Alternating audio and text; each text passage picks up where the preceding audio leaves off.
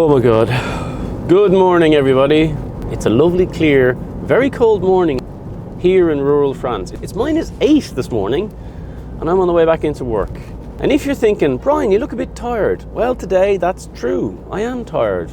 Some people sometimes comment in the vlog saying, Brian, you look very tired. And I always think, well, thank you.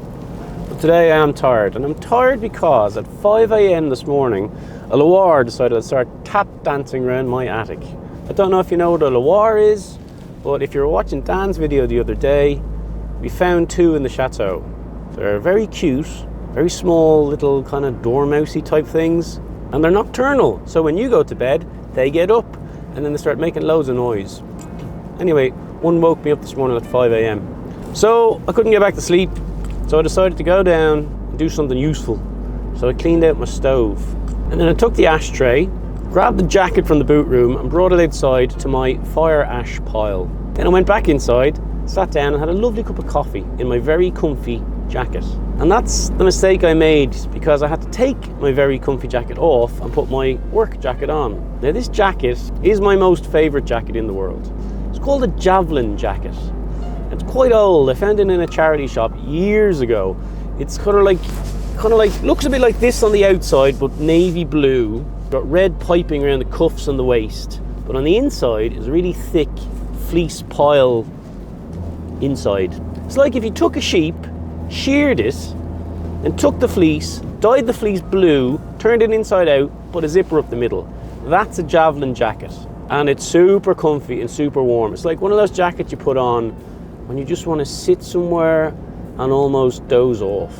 I try and keep it as best I can, because I've looked over the years and I can't find another one anywhere. I think they're very 80s.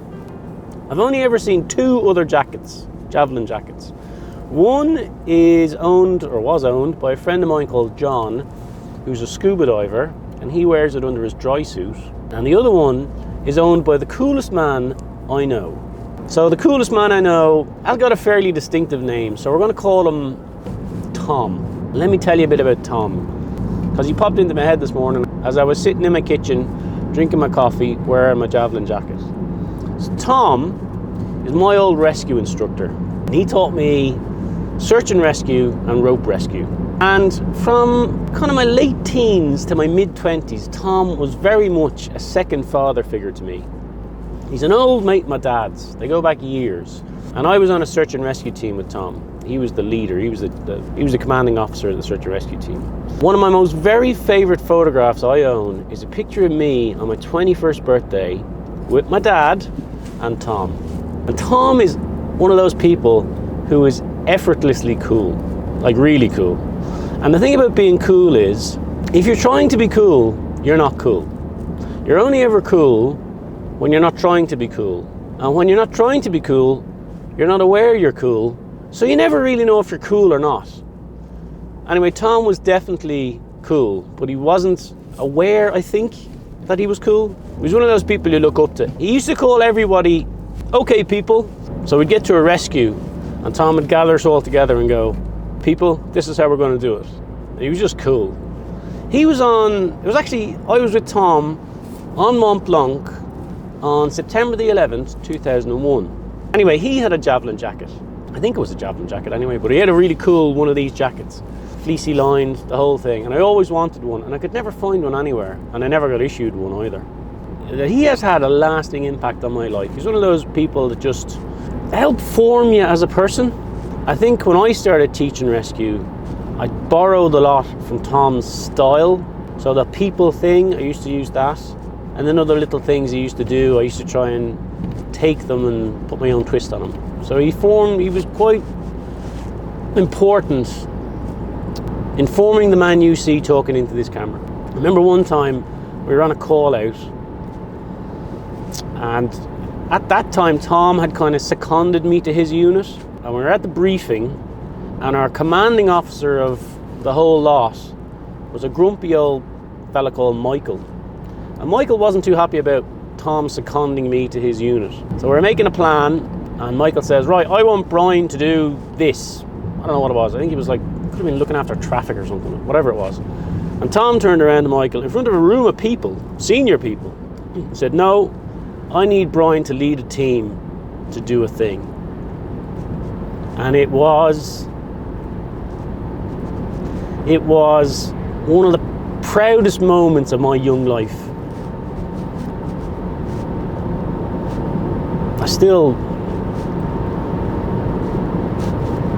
Yeah, it was pretty cool. Anyway, he had a javelin jacket.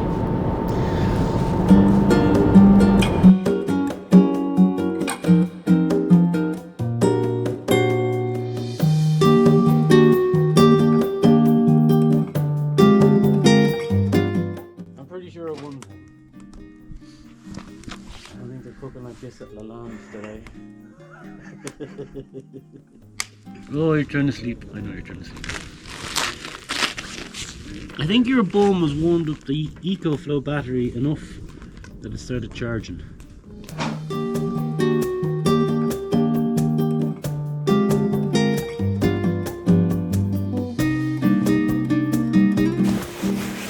Oh, well, that was a dusty day at work. Gonna go home and see how I'm getting on. Might cook a lasagna tonight. I'm thinking lasagna would be a good thing to cook. Mostly because I got the ingredients for lasagna day before yesterday. Never cooked it, and kind of don't want to let them go to waste. I think I'll go home, see how I feel, get cleaned up, make a lasagna. But first, I need some diesel.